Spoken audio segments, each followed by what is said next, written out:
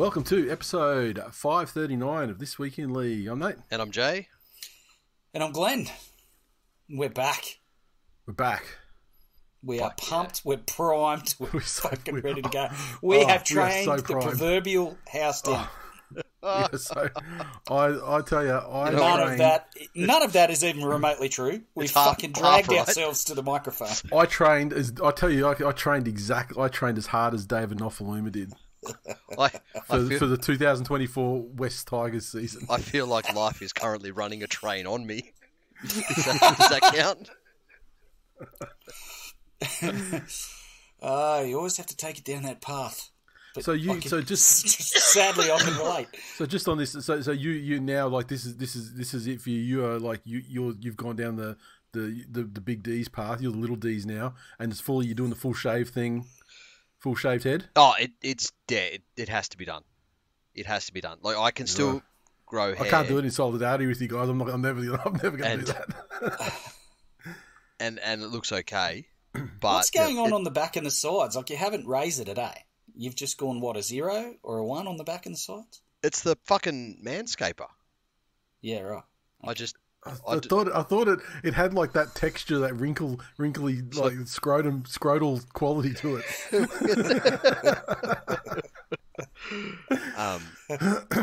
Yeah, because he with from here with this in the small little Skype thing. I mean, it looks very shiny. Not as shiny as Glenny, but he's had much more practice at this. He's an expert. He waxes it and puts all the fucking various ointments and like it's like if I put lotions, it in Nathan, lotions. If it's out of the shine, there's still there's still that there. But unfortunately, where I was going bald was that fucking thing, the patch, the Devon patch. Right up the back, or as is socially very unfortunate at the moment, from 30 metres away, is that a Jew? So I got sick of people screaming to free stuff at me, so I just shaved the entire thing off. So here we are. And I mean, the idea of anything being free to you is like frankly abhorrent. I'll tell you, no, I love free shit as long as it's free shit for me. Yeah, coming to you, it's all right. It's like walk past a pro free Palestine, I'll take 4. Oh fuck, that's brilliant. Can I just say, this is something we haven't spoken about in our little pre-game chat off the mic. But what, a two-state solution? No, you have to address. I mean, I'll tell you, a final solution needs to be implemented. Political, and I'll tell you the final solution is need to discuss this fucking RC agent shit from the end of last year, because it kind of went unheralded, but. Let me tell you, it was less ask the agent and more tell the agent to fuck off and never come back. It was more like tolerate the retard than ask the agent. I mean, if we're being honest, wow. The first time we tried to record with him, and this would have been the third, fourth, like multiple. You know, we've done several successful. Yes. RC agents, but he didn't have a microphone or something. He was trying to do it through his earbuds or whatever, and it was just fucking horrible. So we said, let's get yourself the cheapest USB headset you can find, and we'll reconvene, at a later date and do it. So then we did it, and I don't know what the fuck he did, but his file came through and it was like robots fucking, and unusable, and then after that, the week after that, it actually became a different kind of episode and story, because after talking about approaches he's had to buy him out and all that sort of thing in the episode we recorded that was fucked, he then did get bought out and joined PSM, so which is great. I mean, obviously great for him in terms of access to athletes, and also athletes from outside of sports. Yeah, 100%. Outside of rugby league. 100%. But yeah, so we will have to reconvene and for the third time and try and get that one done. And so look, it'll probably happen. But will he talk to us anymore? Oh, mate, he loves. He's got that sweet fucking buyout cash. He doesn't care. Doesn't care anymore. Oh, he still cares. He's not too big for us. Motherfuckers going through the motions. No. Right. No. He's Jay killing it. Jay misses him that much. He's cut his hair just like him. No, look, I tell you, I'm staying on his good side. Why? He's going to put at least one of the kids through college. I've set him up now with the local basketball outfit, so I just got to wait till they get to university age, and he'll have some pathways set up, scholarships, and some D1 all that offers. stuff. So, yeah, gonna my kid alone in a US college. What could go wrong? Over to Seton Hall and try and unblow that fucking championship that fucking Andrew Kay's blew.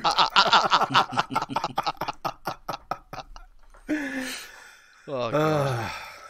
History. Not just Deep the rugby cuts. league show. Deep cuts. Not just rugby league. That was like niches within niches. Oh, I tell you, we are like a fucking onion. An onion inside of a fucking little Russian babushka fucking nesting doll. Just layers. Right. So, we got Vegas happening as we speak. We're recording on a Saturday night. Games happen from about lunchtime on a Sunday in Brisbane time. But, just quickly, we tried to run around and thought, okay, what's stuff that happened in the off-season that we want to talk about? And much to no one's surprise, just Tiger stuff, really. Glennie. Can I just point out, though, quickly before we get into it, how fucking good is it again to have I've tried to rack my brain, correct me if I'm wrong, we had a scandal-free off-season. Ish. Ish? What have I Yeah, missed? ish. But, well, it's never scandal free. There's always little bits and pieces. Like we only briefly mentioned it before, but like Leilua, like with his drink driving this and blah blah blah. Yeah, look, I don't want to downplay the severity of that in real life, but that's and we had really MC a Hammer from the micro-scandal. Dragons there getting deregistered, because he got found guilty from chasing the guy with the hammer up the roof. Yeah, that had already happened though, so that doesn't count. But these are the final, like the death knell. Yeah, all came through the. And again, players signing contracts before taking a medical and then failing. Well, yeah. Look, that's not the players. That's the manager's fault. I mean, and look, an absolute cunt manager. And some of the things I know about that manager, I can't say on the show, but my fucking god, he's gone to jail. Sooner the better too. Yeah, but look, we know that managers, in some cases, and perhaps in many cases, unscrupulous, underhanded dealings. My God, there are some real fucking goats though amongst that select group for some of the shit for the shit they do, and yeah, that's 100% on the manager to get the sequence of those events correct. Yeah, so that his player is protected from A to B. It's like when you build a house and you're moving before you move, you don't insure it before you move into it. Yeah. Or something, you know what I mean? Like, it's fucking dumb. Yeah. Or in any sort of fucking industry, like, Glennie, if someone pays for a digger, do you let them take it before the money's cleared? Yeah. Absolutely not. Yeah, that's it. You let me take the digger for a swing. I'd refuse to sell it to them if they called it a digger. That's the problem. What about Carrigan? Do you hate the troops or something? What do you got against diggers? Do you hate the troops? Nathan, try and be different. You don't even fucking go to Dawn service, do you? Bullshit. What about Paddy Carrigan trying to test out whether Reynolds is just as injury prone in the off season? Oh. Yeah, that was kind of it was a bit of a media beat up. Storm and though. I mean, the original video didn't look great. It did look like they were going at it, but then you see that second angle video, and it was just drunk cunts playing stacks on and just being idiots. And look, it's not the best look, especially from guys like a leadership group in the club. And just for the sport itself, just with drunk cunts being drunk cunts on camera, that's it. like do it behind closed doors or whatever. But it wasn't. But we've gone from, wasn't the crime of the century, and it wasn't. It wasn't even a crime. They're not racking lines on an iPhone in the fucking alley behind a pub. They're not glassing anyone. It's literally. Well, they're not racking lines on an iPhone in a fucking hotel room at Twin Waters or whatever the fuck it was. They weren't. Sorry, lines of a white powder. They weren't in a cubicle together, one holding the other's hair back. Yeah. The thing that the club and all fans should be ashamed of the most is just how much like a fucking whiny teenager Reece Walsh sounds like. Oh, if you go that was so that, funny. Oh, get off him, cunt! Like, yeah, that is absolute fucking cringe territory. Honestly, if you put different vision to it, or you didn't have vision at all, and you was listening to it, I mean, it could easily have been like RuPaul's Drag Race or something. Like, honestly, he whines like his eyes look. Dreamily. Oh, fantastic! Yeah. But sorry, onto the Tiger stuff. Yeah, so Glennie, this is not even anti-Tiger shit. This is glorious for you. This is dream come true kind of situation. Look, talk us through it. The board was outed. It's the dawn of a new, it's the dawn of a new era. We've been calling for change for what seems like forever, and I got to a point last year when things were just getting more and more ridiculous at the Tigers. It felt like nothing was ever going to change because you had the ridiculous situation where the chairman of the board was also the owner of the business that is the major sponsor of the club, who was also obviously tight with the CEO, who was hanging on to his job because he brought sponsors in, one of which was guy that is the chairman of the board. So it was really it's really depressing with bumpers, isn't it? Isn't it? So and then I think it probably started with the Sheen's exit, but with the board being removed and the Holman Barnes Group taking some control there. You've got Benji now as the coach. They're going to live or die by him, which I think absolute custom made scapegoat for Richo. The first time anything is problematic. Yeah, no, you're right. Just on Richo, I think I can't fault him to date.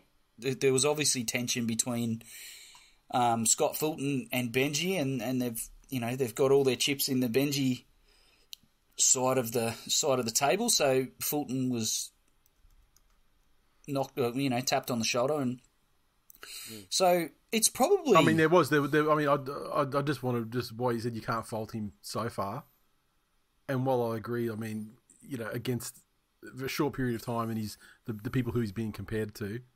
It's a low bar. But you've got to judge the guy based on his body of work to date, and I think he's, there's some of the boldest decisions that have been made around the club for the last decade, 2 decades almost. So for that, it's not just change for change's sake. I think there's a legitimate idea to move in the right direction. Whether they get there or not, it's the Tigers. So let's assume maybe not. But are you worried about that his first signing? Or the first signing the club made after he came in was a development player that was managed by his son, who is part of a player agency that Richo himself is a shareholder and part owner of. Look, it's just business, Nathan. We all understand how business is done. Come on. Jobs for the boys. It's just business. You know what? When I need certain things taken care of in business, I know that I can ring people. It's just like some of them are within this fucking call. So it's just business, boys. Glennie's doing his tax at the end of the year. Oh yeah, boys worked 40 hours in the workshop last year. Part of it has been smart business, and there's that beautiful grace period where you can pin, and legitimately in most cases, any bad shit or shit that might not have the right optics about it onto the old regime. Yeah, when did they actually? At what date did he officially come in? It was after. Was it after November? Yeah. Yeah, so he's got a year's grace basically, where he's like, signings. Yeah. all that sort of stuff. That's previous regime. Even stuff like he's come out, and again, this is great from an optics point of view. He's gone, look, you know what? I've had a look through everything, and we declared we had 20,000 members or whatever it was. Actually, 9,000 of those were non-paying juniors. Yeah. So we're not counting those anymore. If you want to be a member of the West Tigers, you pay something to the West Tigers to be a member of the club. And all shit like that. You can blame on the old regime. Yep. And there is zero blowback on you. Absolute fucking zero. Like, no one's like, oh my God, what a shitty club. What are this, what are that, what are that. It's just, it's those ones. It's the old guys. Yeah, they do say all those things, but they're like, yeah, but that wasn't you though. Yeah, that's it. So it's perfect situation. I think it's, it's obvious to say, but I'm going to say it anyway. You've got to make the right decisions to get to where you want to go, not only in rugby league, but in business and also in life. And I will say that it's much harder for a team to win 3 wooden spoons in a row than it is to win 3 comps in a row. And I think you needed to change shit up. Because the Dragons are in the You can't just keep doing the same thing and expecting it's going to get the same result all the time. They've made some bold decisions, and maybe the Tigers are the team to win 3 spoons in a row. I'm pretty sure the Magpies did it multiple times. I don't know. I feel like we did. I think the Dragons are going to have a lot to say about it as well, though, right? Did you watch the Dragons-Tigers trial game? We looked like absolute steaming piles of dog shit. And also, to be fair, you actually almost did trot out like a first grade side. A first grade side as well. It was our full strength team. Yeah. And they scored 4 tries from crash balls. Yeah. And listen, like, on the line. You can't. Rome wasn't built in a day, right? All jokes aside, I do want to give him some credit. There's a bit more activity around the MacArthur region, and I think they've identified that. What's the? That's always there. That's not a new thing. But having been down there at Christmas time again, there's a lot of MacArthur FC billboards and jerseys floating around. They've got a shop in MacArthur Square. Yep. Yeah, full shop. So, and the team plays out of there. I just think the Tigers have a bit of work to do to win back that region, which is so critical to, I think, their long-term success. But the Luai signing, it's, everyone's like, oh, they're paying overs. Yeah, no cunt wants to play here. We have to pay overs for everybody. Also, who fucking cares until he's there too? These long range things are ridiculous. That's it. Yeah, it's not hard ridiculous. To get it's business that has to be done, and it's the system that has to be abided by. But yeah, they're sort of doing things within the structure that they're allowed to do it. But it's hard to get excited. Now about a signing that is a year away. So but I can't hate on them for paying overs to get a big name, and the feel good and all the rest of it that comes along with it. It's the Tigers. We have to pay. But look, I tell you, if you look at clubs that have been perennial cellar dwellers, it's probably now it's the only clubs I look at, mate. Newcastle that are coming out of that, and they're still, no one's looking at Newcastle and going, they're a top 4 team. Oh, Knights fans, most definitely are. You'll believe me. You said that. You just fucking wait. Wait. Yep. Anyway, but Newcastle were in the situation, like they were the worst team in the comp by far. It was just everyone. It was a for and against game every time someone played them. But they went through that stage where they paid overs for. I don't want to say, B-list stars, but maybe like A.2 level stars. Paid overs for them to come to the club, slowly built. Now they're finally starting to say, well, no, we're going to be top 8 consistently. So based on that, how far along that journey do you think you are before you play finals football again? You're asking me. 3 years. So saying that, because Luai's a big get. He's a multiple premiership winner. Like it's not 1 year because like my God, the halves that you're gonna have to roll with this year. Yeah. This is most definitely. I think this is like an interim year to see if Benji can actually coach. But Luai's a bigger get than anyone Newcastle got in their attempts in their rebuild. That's probably the biggest signing that the Tigers have had since what? Since Justin Pascoe. Fucking relax. Fucking you. Lottie didn't even score a hat trick. I saw it on the internet. There was a website on the internet tracking that. Do you know? It's very self-serving. And then he scored a hat trick for Souths when he left on the way to a grand final win. The universe just literally tries to fuck me all the time. I don't understand. It's maybe because I talk a lot of shit. Let's talk about the time you fucked the universe. David Nofaluma. He's departed from the club. Yes. Feelings? I think it should have happened 12 months ago. Minimum. When he was sucking off the Melbourne Storm, talking about how awesome it was. He hasn't been picked up by anyone, has he?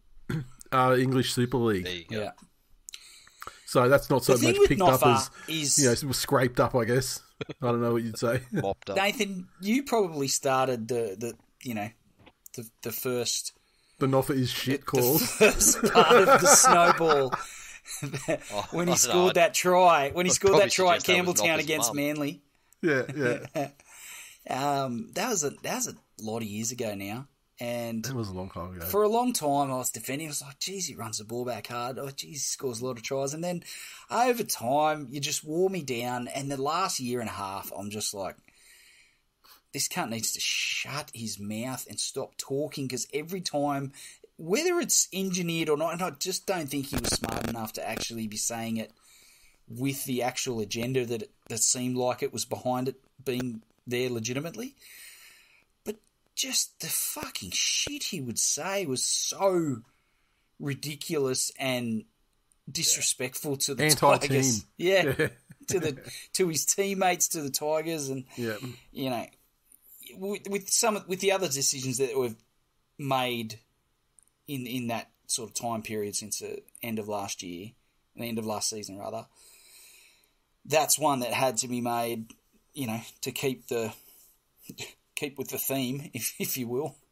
You can't make all these decisions about the board, get rid of Pascoe, fucking, you know, give the, you know, full support of the board and everything to Benji, and then allow Noffa to not show up to training or sit on the sidelines shitting on his teammates and the club in general. Look, it's probably one of the big benefits of having Benji there, because there would have just needed to have been that tipping point.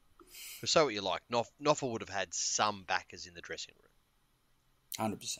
And at the end of the day, players are naturally going to fall in line with a player before the club. Mm. So all it would have taken was somebody who represents the club to still be one of the boys and just tip that balance slowly. They could get rid of him. So, yeah, just on that's a very good point you made. I think that if there's one thing that they need to, Benji in particular needs to find the balance with, because I think it's his greatest strength, but it could be the thing that brings him undone as well, is as you said, being one of the boys. I think he has the ear of the players because of who he is and what he's done in the game. But being the coach, when shit gets tough, you've got to be the coach. You can't be one of the boys. You've got to make hard decisions. You've got to have hard conversations. And so how do you think it'll go when Luai gets there and can just say, shut up, cunt, I've won 3 times as many rings as you? Well, I mean, you just sack him if you said that. Would be very disrespectful. But Luai strikes me as a God-fearing, respectful individual, and I, you know. Yeah, I mean, all evidence points to that. Look, I'm just going to say nice things about him because hopefully I'll get one of those chocolate necklaces. Is that what they call it? Is that like a sex thing? I don't know what the fuck they call it. There's your episode title, Chocolate Necklace. Let me just write it down. Hey, also, dear listeners, if you want to get a better insight into Glennie, This is something I watched over the off season. Who's that fucking guy that fucking guy that walks around the shitholes that you put us onto, Jay? Spaniard. On YouTube? Spaniard. Yeah, okay. Yeah. So this Spaniard, there's an episode where he actually goes walking around ads. So there's this dude. Fucking riveting. He's big in Did you watch it? Yeah, I watched it. I want to see I wanted to understand you better, Glennie. And he does this YouTube series where he goes to some of the hoods in different countries and ghettos, if you will. You start where the low hanging fruit is, and he's done a bunch in Australia. I'll tell you, you know what? On that note, the worst one he's done is Darwin. Right. The worst one he's done is Darwin. And he's seen some shit, obviously, growing up where he did, similar places to Glennie and a lot of people in different parts of Western Sydney or Sydney proper. Listen to this cunt. Half the time it's like, hey, I'm from Western Suburbs, I'm from Penrith, cunt, you're Glenmore Park. Now he's fucking David Attenborough talking. No, I'm not trying to claim. Yeah, all of a sudden now he's from Glenmore Park. No, I'm not trying to claim ads. I'd never try and claim ads. But Darwin fucking shook him. Like at the end of it, he was fucking rattled about some of the shit that I will say. I did my obligatory drive through, or as Jax calls it, my origin story. When every time we go down to Campbelltown to see family or whatever, I always do a drive through of ads and just watching that Spanian YouTube thing, the fucking memories. The shopping centre hasn't changed. There's a lot less stock on the shelves because I was going to say, did that shopping centre have stuff on the shelves? It used to, yeah, definitely. It used to be a dual supermarket, which I don't think exists anymore. No. It's now an IGA, but and just walking around those streets, and you look at it now, and you hear a guy like that that's done prison time and grew up in a legitimately tough area of Sydney himself, and has seen and done a lot of tough and dark shit. And for him to walk through ads and just go, "Ooh, this is fucking terrible." This is fucking terrible. I wouldn't. That's my bucket. That's my favourite meme at the moment. Yeah, oh, brother. Ooh. Ooh, oh, brother. Ooh. What's that, brother? Oh, fuck. The amount of people I've told about that Spanian video, though. It's like, check it out. Check it out. Fuck yeah. You'll respect me a whole lot more, because now I'm a fucking god, and that's where I started. Go fuck yourselves. If you want to understand the Big Diesel, you got to know, where he rolled off the fucking onto the tracks for the first time. From off the track and then to onto the tracks. That's literally the off-track part. Oh, so good. But, yeah, very confronting at some points, because when you're in it, you don't realise how fucking bad it is. And people that he spoke to, I used to interact with people like that all the time, and I never thought anything of it, but fuck me dead. Did you show the boys? Yeah. I know you've taken them there yourself, but... No, I showed... Leo did... Leo doesn't have the attention span, so yeah, cool. Anyway, whatever. But Jax watched it. Yeah, okay. It's hilarious. He was pulling the piss out of me the whole time, as you'd expect. You should have just turned around and bashed him. God, that's what happened to your dad. Here's the 4D experience. Yeah. He's currently hitting me with the, big fella. If there's a raised voice or a stern word, big fella. My timber, no. big guy. My timbers have been shivered. I was like, I'm going to snap your fucking neck. Telling you, Glennie, change the Wi-Fi password. Quality. Kids, love them. Now, Big D's, is the diesel fired up again for 2024? Has. You made some very specific claims or promises about performance and metrics. I don't know level, metrics. level on your beep test. That were going to be met over the off season. So when does the actual season proper begin? It'll for be the C grade Toowoomba Touch? April. So April. I believe it's April after Easter. So you've got a full month of of prep. Yeah, definitely. But I've also been playing Monday night summer social mixed comp, which has given me a few little bursts of some extra running my legs, so to speak, and happy to say, a couple of tries over the last couple of weeks. Not talking myself up too much, but there's also. Do you mean literally tries or meat pies? No, definite actual tries. Okay. It's pretty annoying, I will say. Canteen's not open on a Monday night. Would definitely partake in a meat pie. Well, this is the pre-season, isn't it? Yeah. The pre-season tapering. But it's been a couple of instances where I found myself not on the wing but in the link position. Right. For extended periods For the of time. uninitiated, Glennie, what's the link?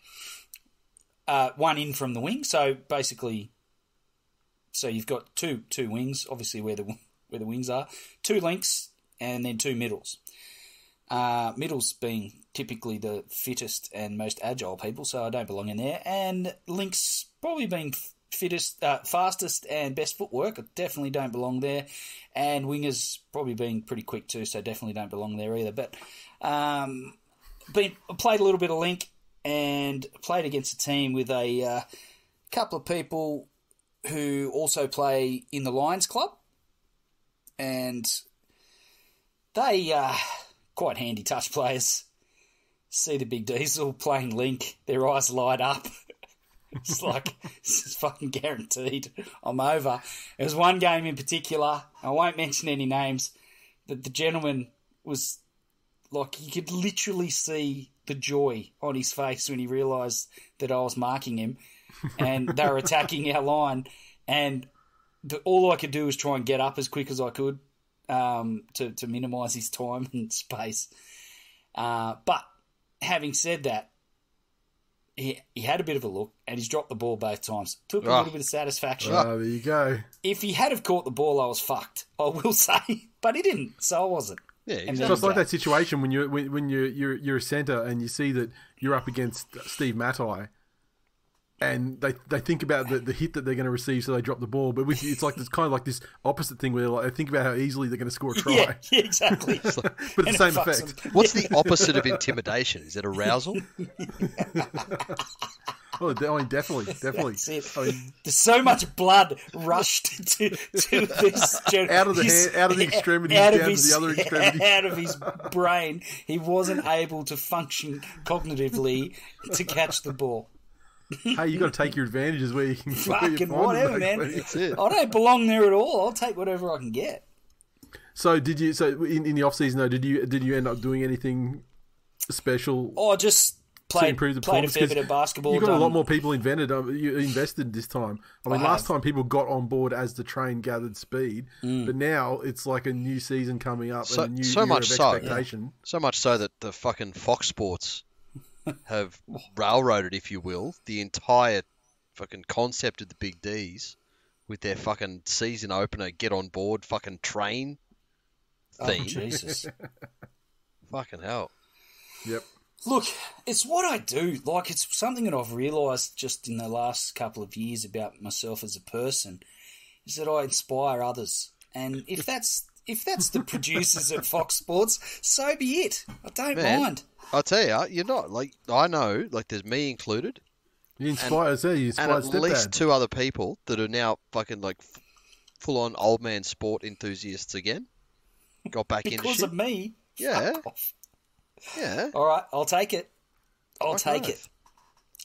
I've been playing a fair bit of basketball against Jackson, like a lot of one-on-one stuff, and it's made me feel like maybe I need to make the drive down and have a game with you guys, so I'm not like getting absolutely fucking destroyed by this shit-talking fucking teenager.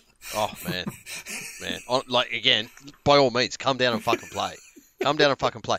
Like, we have dudes that work FIFO and only play one game every 6 weeks and all this stuff. It's fucking great. but please don't come down thinking you're going to go back up a better basketball player. No, I just want to be around my people. Yeah, that it's are fucking great.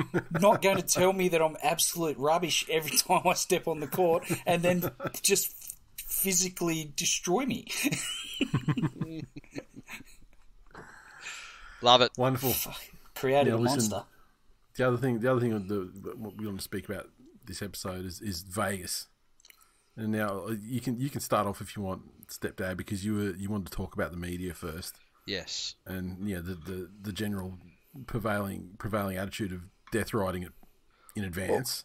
Well, the other thing that I'm very fucking happy about is that Vegas looks to have gone off not only without a hitch, but to be flourishing over in America. And that's based on, people we all know sending me, like, everyone I know that's there is having a fucking blast and say that the vibe is just absolutely immaculate. And there is this great mix of Aussies that have made the trek, other rugby league nations that happen to be in the area that know what it is, and have gone, fuck yeah, this is awesome. And Americans or people from other countries that are on holidays there that just happen to be passing by events and all this other thing.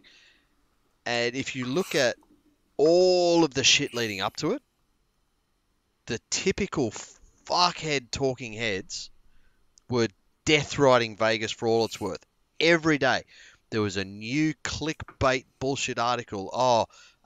Fiasco, visas not sorted, 27 players and staff, may not be able to go. Well, nope. Like, as far as I know, all the players are there, all the ones that aren't injured. Everyone did. Yep. There may very well be staff. I wouldn't be shocked to learn that, there's a couple of Denny Fergusons on the, say the Manly staff, for example, that got discovered and weren't allowed into the country. Manly got everyone over. I'm quite happy to say. Yet here you are, still sitting here, mate. The fact that I don't work for the club, mate. Regrettably. You fucking should. It's a travesty. But I know, right? Absolutely, fucking nothing to worry about. Absolutely nothing to worry about. I have a bunch of friends over there, and they are having every single person I know that's over there has had a selfie with fucking PVL. Oh, that guy's fucking running for pres over there. Yeah. Like, legitimately running for president. I've never had FOMO about something as badly as I have about this fucking Vegas business. Hey. It looks amazing. That shit on Fremont looked incredible. The street was absolutely fucking packed with people. Friend over there fucking shooting fucking RPGs at the range like a Viet Cong. I'll tell you what. The only part of it, it was funny enough without that. I had a mate who went to where'd he go today? I think he went down to Grand Canyon or something, and he said there were people on the tour. And he was just pumping up rugby league so much that they bought tickets and they're going to go. They're just rando Americans on this on the tour at the time. Fuck yes. So, the only thing, and this is far from a fucking criticism of PVL or what he's done or getting the guys over there. I do think perhaps that they missed some opportunities for exposure based on the media they did. Like, they went over and just did the typical, boomer media. Yeah. Like morning talk shows, where fucking Jason Saab got on there and lied for 10 minutes. He told how it was. We brought our top 4 teams over. Yeah, I mean, he was talking about 2024. I mean, you can't live in the past. Asterix. Top 4 teams in order of appearance in the draw. He didn't say asterisk. he said what he said. Fucking asterisk. But, like, at the moment, you've got, for, rightly or wrongly, NFL fans that are all like, the fucking NFL's rigged, so Taylor Swift could win a Super Bowl because Jeffrey Epstein. And then the other side, like NBA, the bulk of NBA fans, just had an all-star game where it was fucking 211 to 180 something. Yeah. In a basketball game. And I didn't know the scoreboards went that fucking long. That's it. They didn't. They had to pull down one of the fucking school shooting metrics and use that instead of a scoreboard. But the fandom there are saying the players don't take the game seriously, and the players are coming out themselves and being like, I'm not trying to get hurt playing All-Star. I'm not trying to get hurt playing All-Star. It's the perfect time, and especially with the amount, I don't know what they've got in the NFL space, but there are so fucking many NBA player-run podcasts. Yeah. That just getting on, one or two of those, maybe. Like, even the fucking low-grade ones, like Pat Bev or someone like that, and go, hey, we've got this sport, and every year, the biggest thing in our game, like a grand final is amazing. But we have this thing called State of Origin. And it's when people from the same club end up on opposite teams and try to rip each other's fucking heads off. And it's horrible if someone gets injured, but no one cares. No one cares about it for 80 minutes. Yeah. I think that really the only misstep, and it's a fucking minor thing, like I'm searching for shit to pick on, is and it's not even a misstep. It's just something that it's a missed opportunity they could have done in promotion. But as long as the stadium looks full enough, Well, I mean, the capacity 40, I think is 65, and I think they're over 40 now. And I guarantee 45 I heard so far. Yeah, casinos and everything. I guarantee you on the they'll comp the fuck out of it, and potentially fill almost everything that's left as well. I saw a breakdown earlier. They said that the breakdown apparently is 15,000 tickets bought by travelling Australians, 5,000 from England Super League fans, 20,000 from the US and elsewhere, plus they reckon an extra 5 to 10 on game day. Yeah, fuck. Do they expect to come through? So, yeah, I mean, when you've got stadiums like that as well, I mean, if they're not filling up to the rafters, that's fine. Just black that out. You don't even know it's. That's it. So, yeah. No, it's exciting. I think it's one of the most positive things the game's done in many, many years. And it's like that first Magic round vibe, except even better.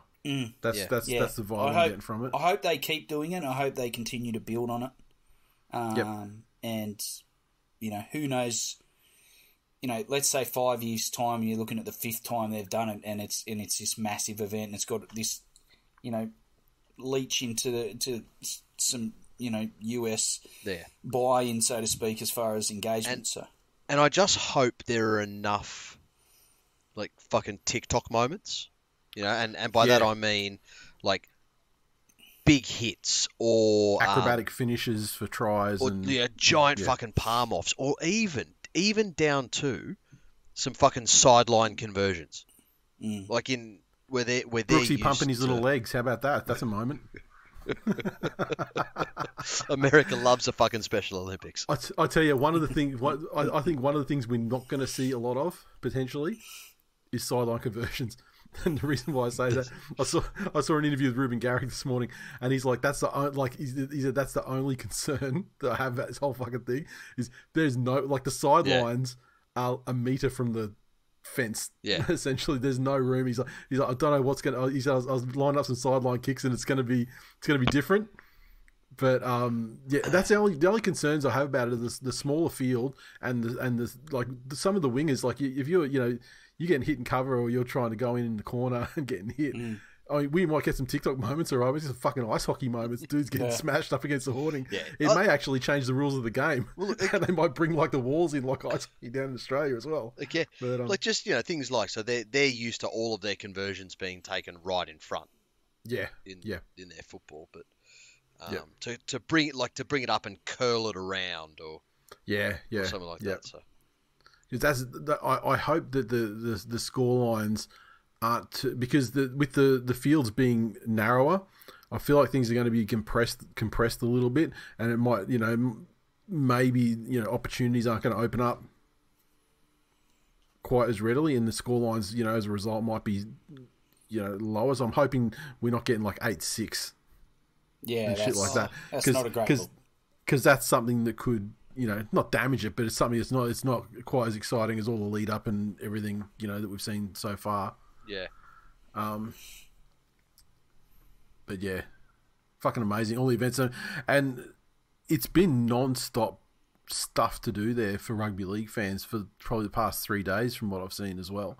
So they have done a great job with everything else around it.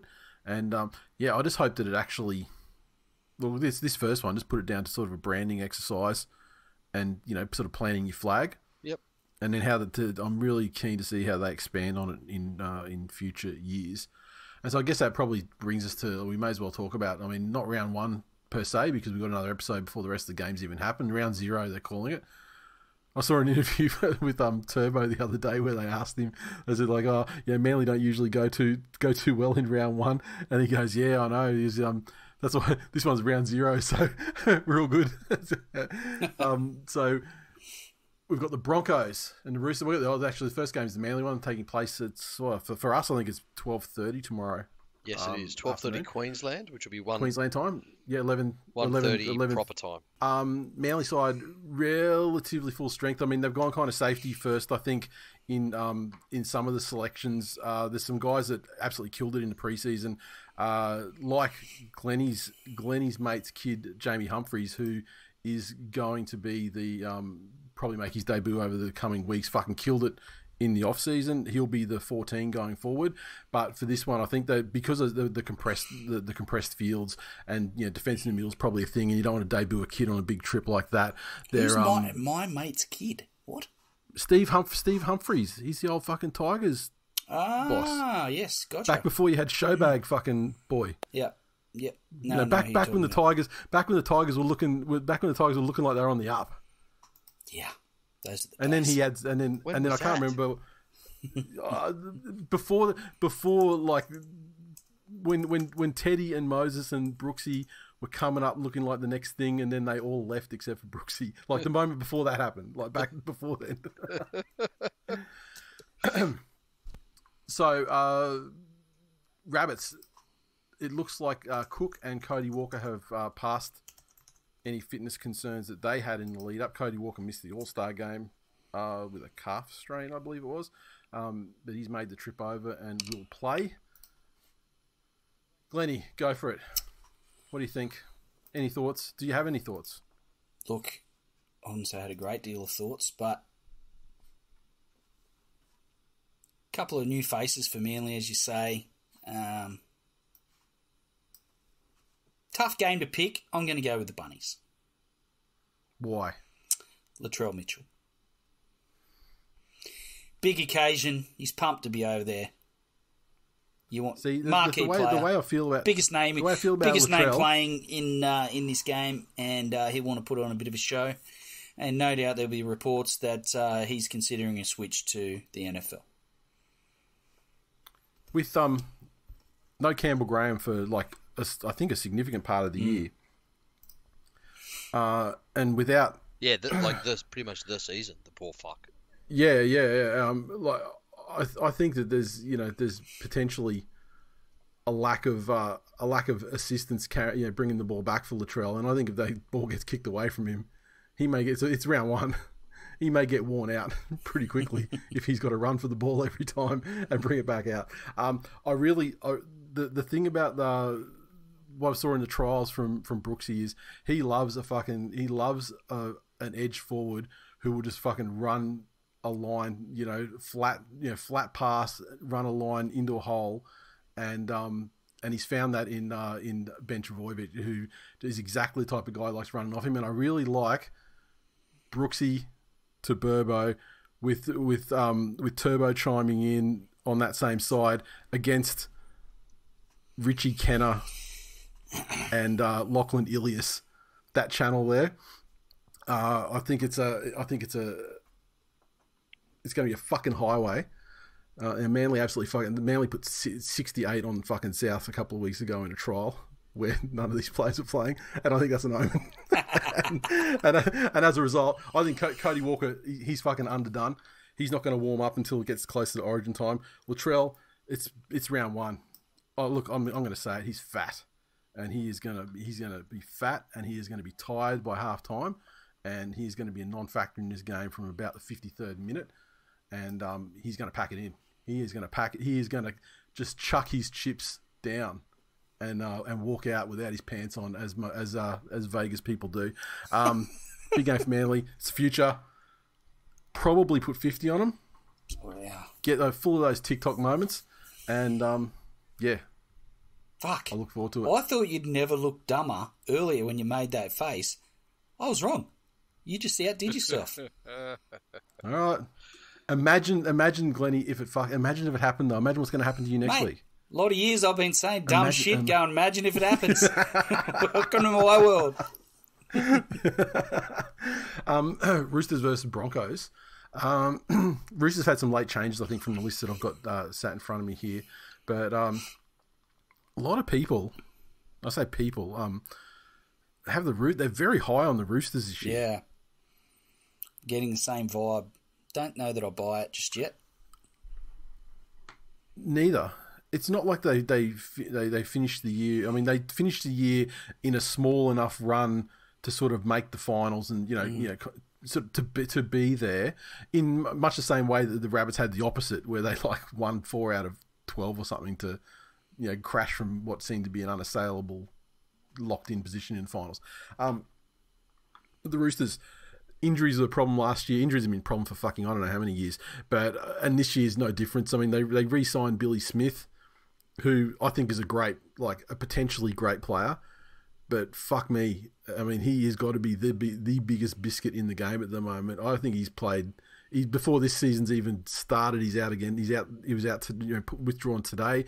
The backline of the Roosters looks amazing when you look at what they're, when you put Dom Young and all these guys that are supposed to be in there. But they're down two of those, they're 2 of the 5 already, and they haven't even fired a shot in 2024. Their bench. Junior Pauga he comes in to the to Roosters side. How do you rate him, Glennie? Can play. My concern for the Roosters is their bench, and I think last year with the injuries, some of these bench guys who were fringe first graders at best, because of the injuries, some of those guys started making their way into starting positions. Yeah. So if there's a knock on the Roosters for me, it's their bench and the lack of depth. In this game though, I don't hate their bench. I do. Why? What do you hate about their bench? All of it. All 4 players. Yeah. Nat Butcher. Jesus. Don't like it. Sandon Smith. Fuck. Even his name's unoriginal. Don't like him. I think Brisbane will win and win convincingly. And Roosters are going to be a myth. Great, but I don't think they're going to. Yeah, I don't think the Roosters will win. I don't think they have a chance in this game. I don't think they don't have a chance. The Broncos played. They won the preseason thing, but like I think pretty much every other Vegas club, they didn't really play first grade players. I'm not sure if they did in any of the games. Certainly, the second game was like straight Reggie's game. Their bench, I'm not massively sold on. I think there's more so. What I'm looking at here, it says Xavier Willison in 17, but I thought I heard today that Marty Tapau might be replacing him. I don't know why. I mean, unless it's like something, talking yourself into, an experienced guy. Yeah. For this thing or whatever. I don't know. It's round. I mean, it is. It's round one. The first couple of weeks, you don't really know how things are shaking out for the first month anyway, because it always happens where there was a team that was potentially like a good team the season before, and they just don't come out of the block. Like for example, like Parramatta last year. Yeah. As an easy example, where, and then you have teams also that were just absolutely garbage, and all of a sudden, like the Warriors, and then all of a sudden they find they're a completely different side. So it does take a couple of weeks to sort of shake out what's happening. But I think at this stage, I'm going Brisbane, and I think that they'll probably be fairly comfortable winners. Yeah, I agree. happy to be wrong because hashtag fucking Broncos. That shit never leaves. Like, I'm so happy for the Roosters win. Don't get me wrong. I just don't think they will. Have we gone through the rationale of why we think they've taken these teams? Like, obviously, with like the Bunnies have gone because of Russell Crowe. Yeah, Bunny's Russell Crowe. Manly because their owner lives in New York and has been campaigning for the NRL to get a foothold in the States for as long as I've fucking known his existence. Plus Hugh Jackman. Broncos, no fucking idea. Is that the Roosters, News Limited definitely angle? no idea. Probably. That's the only angle I can really Or think is that now this? Again, it's another Australian thing. Like just because of the Broncos' footprint in Queensland, it guarantees them a certain amount of eyeballs or social engagements or whatever it is. Yeah, but why the Roosters? Is that a thank you? Yeah, based on that, I don't know, but based on that, like the reasons you said for the Broncos, all of that is like reasons against the Roosters. So, I don't know how the rationale was applied. Maybe what they put it behind closed doors and they sort of floated it to clubs this time last year, and maybe the Roosters jumped, and that maybe it's as simple as that. Or is it as simple as it was going to be Souths and the Broncos, and the other teams just happen to be playing them round one?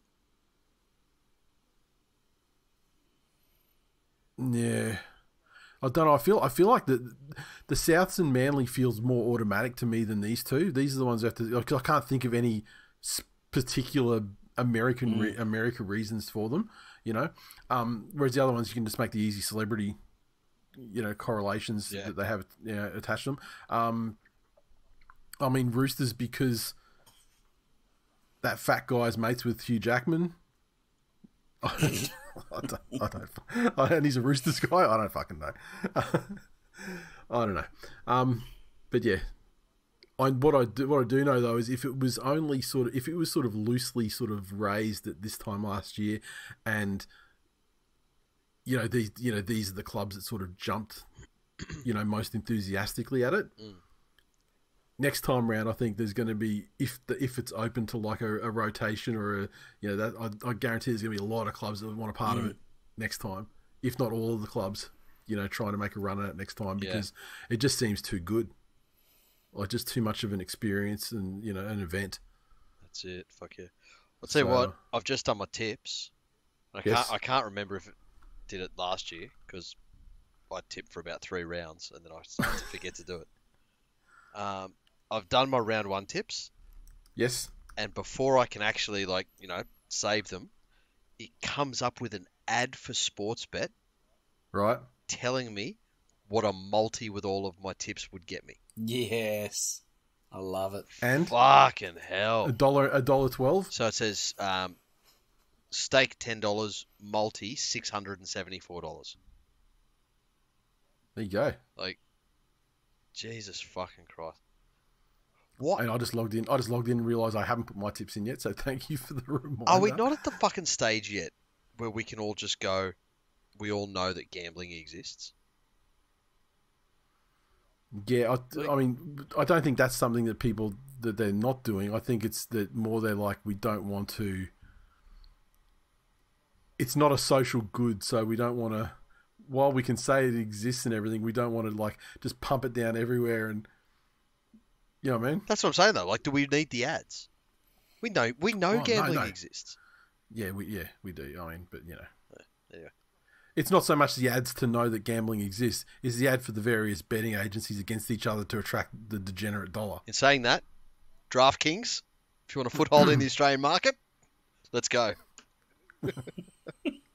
Have you been doing DraftKings stuff? Have you? No, I fucking love the idea of it though.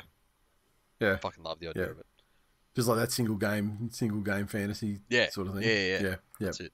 Which and it it's fucking perfectly suited to NBA. NRL you'd struggle because do you remember the first year that Supercoach was a big deal? Yep. Like by round 7, pretty much everyone had exactly the same team. Yeah. It was just so fucking obvious who the point scorers were. Yep. But it'd be fucking great. Like if you could just say, select a forward pack or select the halves pairing. You'd have to like tweak it somehow to make it different for league. But yeah, fuck yeah, that'd be great. I'd get on that every week.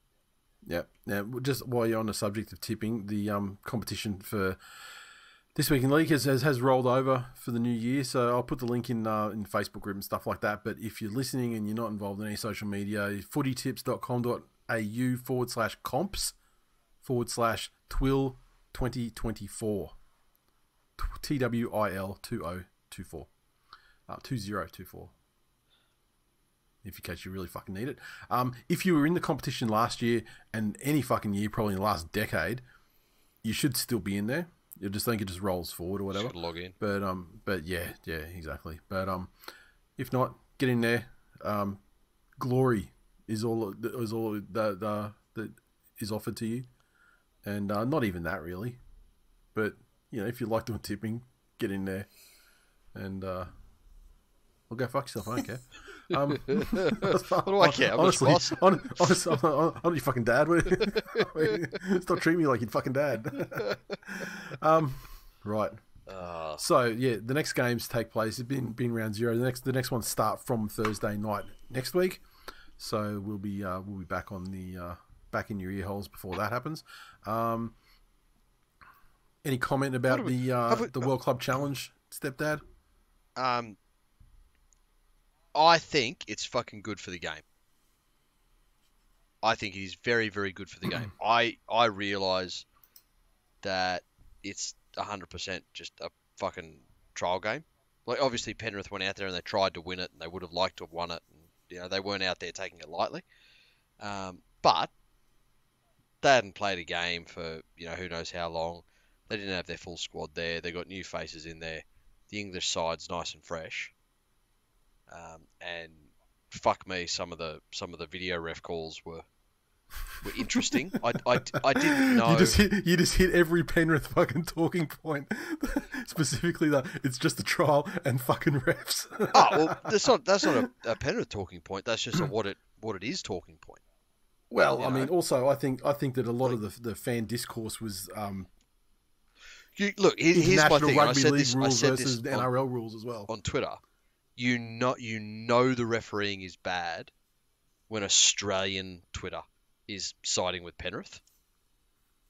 Like you know it's fucking awful when there are people. Gotta be honest, didn't see a lot of that though. Oh, fuck off! Yeah, it was everywhere. But again, I think it's fucking good for the game because Super League is never going to be NRL quality. However, that is a legitimate thing that Super League can use to boost its profile, to try and convince the Noffers of the world that it's not so bad when they go over there. But the thing that it should do most of all is give us a little bit of appreciation for the fucking skill level that we see here.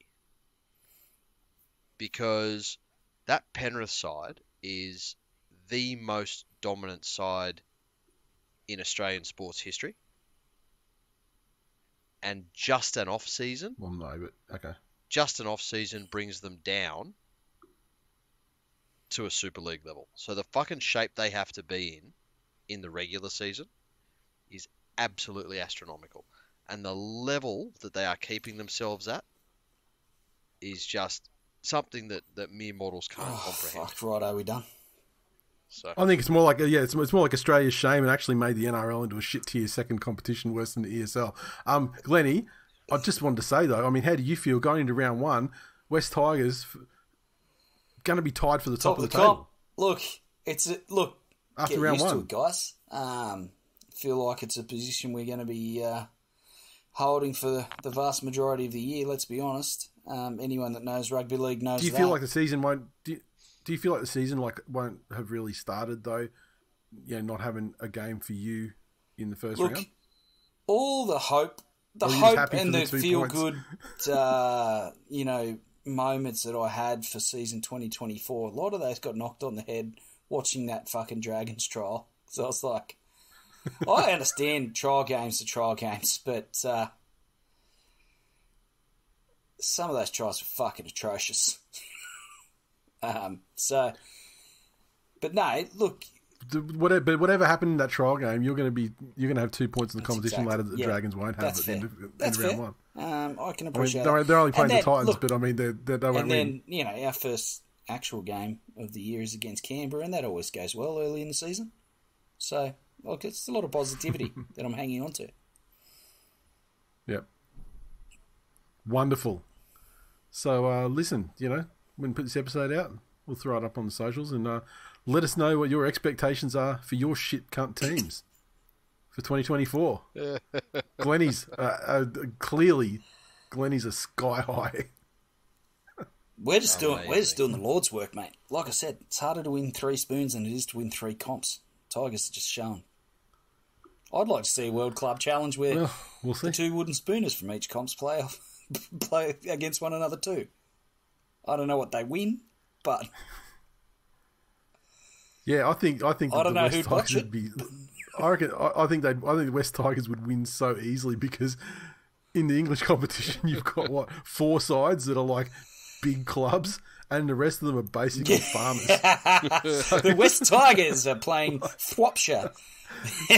A team that's been cobbled together from people that we found asleep in the car park.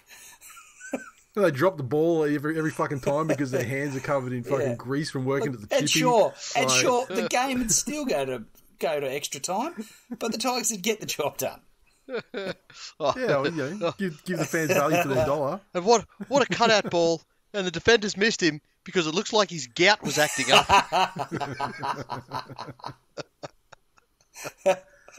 That Tigers player's run straight through. There was no defender there because he had to leave to do his shift at the bakery. It's his weekend with the kids, so it looks like he's off, telling them to sit down. Fucking hell, how good. Cunts definitely wouldn't be going to the fucking dentist, filthy poms. All right, boys. Lovely. Good to I'll see you, boys. next time. See ya. Later. See ya.